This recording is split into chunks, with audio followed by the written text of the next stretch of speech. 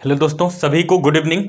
तो आज हम लोग यहाँ पे कुछ इंपॉर्टेंट और बेहतरीन प्रश्नों को डिस्कस करेंगे। इसके पहले भी हम लोग कई क्लास में कुछ इंपॉर्टेंट और बेहतरीन प्रश्नों को डिस्कस किया। उम्मीद है आप उस वीडियो को पहले देखे होंगे। तो आज मिलते हैं यहाँ पे कुछ इंपॉर्टेंट बेहतरीन प्रश्नों के साथ। दोस्तों, अगर आप हमारे चैनल पर नए हैं तो चैनल को फटाफट सब्सक्राइब कर लीजिए, वीडियो को लाइक कर लीजिए और साथ ही साथ अपने दोस्तों को भी शेयर कर दीजिए। बेल आइकन वगैरह आप हिट करके रखो ताकि नोटिफिकेशन आपको मिलता रहे और नए क्वेश्चंस आप तक पहुंचते रहें। जैसा कि आपको पता है यूपी पुलिस की वैकेंसी भी आने वाली है, तो अभी से आप तैयारी शुरू कर दो और कंटिन्यूटी आप बना के रखो। नए नए क्वेश्चंस पे प्रैक्टिस करो क्योंकि आने वाले एग्जाम में नए ही क्वेश्चंस के पैटर्न के प्रश्न देखने को मिलने वाले हैं। तो बिना डिले किए हम लोग बढ़ेंगे प्रश्न नंबर 1 की तरफ। चलिए दोस्तों, आपके सामने यहाँ पे कुछ 5 शब्द लिखे गए। इन शब्दों को डिक्शनरी क्रम में सेट करेंगे तो दिए गए 4 विकल्पों में से कौन सा विकल्प सही होगा आपको बताना है। तो चलिए फटाफट इसको सॉल्व करते हैं। दोस्तों, जब भी आपको दिए गए शब्दों को डिक्शनरी क्रम में सेट करना हो तो सबसे पहले देखो इन 5 शब्दों में स्टार्टिंग में कितने ऐसे लेटर हैं जो कॉमन है। हम कहेंगे भैया यहाँ पे देखो UNE यहाँ भी है, UNE यहाँ भी है, UNE यहाँ भी है, इसमें भी है और इसमें भी है। तो अभी यहां से तो डिसाइड नहीं हो सकता कि कौन सा लेटर कौन सा शब्द पहले आएगा। आगे बढ़ेंगे तो देखो क्या होगा, V यहां पे C होगा, X होगा, X होगा, M होगा। अब मुझे बताओ M X C V में सबसे पहले क्या आएगा। तो आप कहोगे सर सबसे पहले आएगा C। C का मतलब कितना हो गया, 2 नंबर। इसका काम खत्म हो गया। पुनः देखो भैया M X और V में क्या आएगा। तो आप कहोगे सर सबसे पहले आएगा M। इसका मतलब 5 नंबर का भी काम खत्म हो गया। ठीक है, अब देखो V और X में क्या आएगा। तो भैया X 24 पे आता है और V आता है 22 नंबर पे। इसका मतलब हम कहेंगे 1 नंबर आ जाएगा। ठीक है, इतनी बातें समझ पाए। अब देखो 24 यहां पे X है, X यहां भी। आगे बढ़े तो P यहां भी है, P यहां भी डिसाइड नहीं हुआ। और आगे बढ़े तो L मिला और आगे बढ़े तो E मिला। बताओ L E में सबसे पहले क्या आएगा। तो आप कहोगे सर सबसे पहले तो आएगा E। इसका मतलब 4 नंबर आ जाएगा। उसके बाद आ जाएगा 3 नंबर। तो यही आपका परफेक्ट आंसर हो जाएगा। भैया आंसर क्या हो जाएगा, 25 14 3। 25 14 3 इसका परफेक्ट आंसर हो जाएगा। उम्मीद है इसको समझे होंगे। अगले प्रश्न की तरफ बढ़ते हैं। चलिए दोस्तों, आपके सामने एक सीरीज लिखी है, अल्फाबेटिकल सीरीज है। आपको बताना है प्रश्नवाचक चिन्ह के स्थान पे कौन सा 4 विकल्प दिए गए हैं। 4 विकल्पों में से कौन सा विकल्प आएगा इन अल्फाबेटिकल सीरीज को। तो इन अल्फाबेटिकल सीरीज को सॉल्व कैसे करते हैं। उम्मीद है आप प्लेस वैल्यू वगैरह तो याद किए होंगे। 2 से कितना हुआ, 4 हुआ, प्लस कितना हुआ भैया, 2 हुआ। 4 2 कितना हुआ, 6 हुआ। तो 6 में 2 जोड़ रहे होंगे तो 6 2 कितना होगा, 8। 8 का मतलब कितना हो गया, H हो गया। बात आई समझ में। इसी प्रकार 11 से नंबर कितना हुआ भैया, 11 से 14 हुआ तो प्लस कितना हुआ, 3 हुआ। 14 3 कितना हुआ, 17 हुआ। और 17 में 3 जोड़ रहे होंगे तो कितना होगा, आप कहोगे 17 3 20 का मतलब T हो गया। बात आई समझ में। 18 से कितना हुआ, 22 हुआ तो प्लस कितना हुआ, 4 हुआ। 22 से देखो 26 हुआ, प्लस कितना हुआ, 4 हुआ। और 26 का मतलब 0 होगा और 0 में 4 जोड़ रहे होंगे तो 4 का मतलब कितना हो गया, D हो गया। तो यही इसका परफेक्ट आंसर हो गया, HTD इसका परफेक्ट आंसर हो जाएगा। चलिए दोस्तों बढ़ते हैं अगले प्रश्न की तरफ। चलिए दोस्तों, आपके सामने एक प्रश्न है। कहा गया एक निश्चित कुल भाषा में कोच को 90 लिखा गया और पोस्ट को यहाँ पे 210 लिखा गया, तो नॉइज की कोडिंग क्या होगी। दोस्तों इसकी प्लेस वैल्यू अगर ध्यान से देखोगे, इसकी प्लेस वैल्यू कितनी होती है, C की प्लेस वैल्यू होती है 3 और O की होती है 15। A की 1 होगी, इसकी 3 होगी, इसकी 8 होगी। इन सबको आपस में जोड़ दो भैया। इनको जोड़ रहे होगे तो कितना हुआ, 15 3 कितना हुआ, 18 हुआ। 18 1 19 हुआ। 19 3 कितना हुआ, 19 और 3 जोड़ेंगे भैया तो 19 3 22 हुआ। 22 8 30 हुआ। जोड़ने पर 30 हुआ। लिखा गया कितना, लिखा गया 90। इसका मतलब 3 गुना हुआ है कि नहीं। 30 को 3 गुना करोगे कितना हो जाएगा, 90 हो जाएगा। इसकी प्लेस वैल्यू 16 होगी, इसकी 15 होगी, इसकी 19 होगी और इसकी 20 होगी। इसको जोड़ेंगे 16 और 15 कितना हो गया, तो 16 15 31 हो गया। 31 9 40 10 50 20 70। जोड़ने पर 70 हुआ और लिखा गया 210। कितना गुना हुआ, 3 गुना हुआ। ठीक है, यहां पे 210 लिख दिया गया। अब इसको जोड़ो, इसकी प्लेस वैल्यू 14 होगी, इसकी 15 होगी, इसकी 9 होगी, इसकी 19 होगी, इसकी 5 होगी। ठीक है, तो 5 और 14 मिलके कितना हो गया, 19 और 19 19 38 हो गया। 38 2 40 और 40। देखो 38 और 15 जोड़ लेते हैं तो 38 और 5 कितना हो गया भैया, 38 2 40 और 40 3 43 10 53 और 53 और 9 मिलके कितना हो जाएगा, 53 6 कितना, 53 7 कितना हो गया, 60 हो गया। 60 2 62। इनको जोड़ने पर 62 हुआ और 62 का 3 गुना कर रहे होंगे तो यहाँ पे 2 3 6 हो गया और 6 त्रिक 18, 186 इसका परफेक्ट आंसर हो जाएगा। कितना हो जाएगा?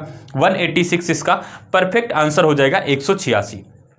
समझ पाए इसको? चलो अगले प्रश्न की तरफ बढ़ते हैं। चलिए दोस्तों, अगला प्रश्न आपके स्क्रीन पे है। कहा गया नेफ्रोलॉजिस्ट ब्रिक से उसी प्रकार संबंधित है जैसे कार्डियोलॉजिस्ट का संबंध डैश से है। तो भैया जो नेफ्रोलॉजिस्ट होते हैं वो ब्रिक के स्पेशलिस्ट होते हैं, ब्रिक के रोग विशेषज्ञ होते हैं उसके। कार्डियोलॉजिस्ट, हृदय रोग विशेषज्ञ को कार्डियोलॉजिस्ट बोलते हैं। तो कार्डियोलॉजिस्ट के अंतर्गत क्या आएगा? हृदय आएगा। ऑप्शन नंबर क्या हो जाएगा? सी इसका परफेक्ट आंसर हो जाएगा। ये तो बताने वाली बात नहीं है, आपको अगर पता होगा डायरेक्ट ही कर लोगे, इसमें गुड़ा भाग करने वाली कोई भी चीज नहीं है। उम्मीद है इसको समझे होंगे। अगले प्रश्न की तरफ बढ़ते हैं। चलिए दोस्तों, अगला प्रश्न आपके स्क्रीन पे है। फटाफट प्रश्न को पढ़ो और आंसर बनाओ। क्या बोला गया? कहा गया सी और बी भाई हैं, डी कामा ई का दादा है, बी कामा ई की पुत्र वधू है और ई कामा ए का पिता है। सी कामा ई से किस प्रकार संबंधित है? देखो सबसे पहले ई कामा ए का पिता है, ठीक है। सी क्या है भैया? ए कामा ई का पिता है। ए पिताजी हैं, ए पिताजी हैं। किसके पिताजी हैं? तो आप कहोगे ई के पिताजी हैं। इस लाइन को पढ़ लिए। आगे लाइन को देखो, यहां पे क्या बोला गया? कहा गया यहां पे भैया डी कामा ई का दादा है। तो ई का दादा मतलब पिताजी के पिताजी, तो ई का दादा कौन होगा? डी होगा। आगे बोला गया बी जो है डी की पुत्र वधू है। डी की पुत्र वधू कौन है? बी। तो इसका मतलब बी की शादी करा दो, किससे करा दो? ए से, ठीक है। इस लाइन को समझ पाए। आगे बोला गया सी कामा बी का भाई है। बी का भाई कौन है? सी। भाई है, किसका भाई है? बी का भाई है। प्रश्न में हमसे पूछा गया सी कामा ई से किस प्रकार संबंधित है। सी कामा ई से किस प्रकार संबंधित है? ई जो है सी को क्या बुलाएगा? तो पिताजी, इनको बुलाएगा माताजी, और माताजी के भाई को क्या बुलाते हो? मामा। क्या बुलाते हो? मामा। तो मामा इसका परफेक्ट आंसर होगा। ऑप्शन नंबर क्या हो जाएगा? सी इसका परफेक्ट आंसर हो जाएगा। ऑप्शन नंबर सी इसका क्या हो जाएगा भैया? परफेक्ट आंसर हो जाएगा। चलो भैया, अगला प्रश्न आपके सामने है। कहा गया जिस प्रकार 77 का संबंध 11 से है उसी प्रकार 259 का संबंध दिए गए 4 विकल्पों में से किससे होगा? यानी कि पहली संख्या दूसरी संख्या से जिस प्रकार संबंधित है उसी प्रकार तीसरी संख्या चौथी संख्या से किस प्रकार संबंधित होगी। तो हम कहेंगे 77 से कितना हो गया? 11 हो गया। तो 77 को क्या करो? 7 से भाग लगा दो, और 7 से भाग लगा दो तो कितना बचेगा? 11 बचेगा। इसी प्रकार 259 को क्या करो? 7 से भाग लगा दो।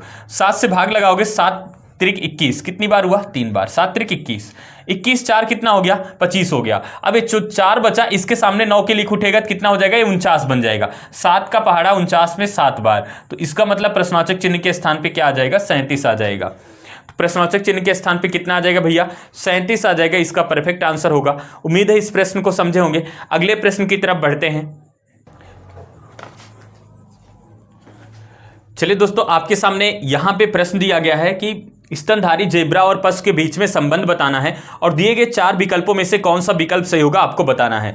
तो सबसे पहले क्या करो, स्तनधारी है और जेब्रा है, यहाँ पे स्तनधारी और जेब्रा के बीच में रिलेशन निकाल रहे होंगे तो सारे के सारे जो जेब्रा होंगे सभी स्तनधारी होंगे। क्या होंगे? स्तनधारी होंगे। ऑल को रिप्रेजेंट करेगा।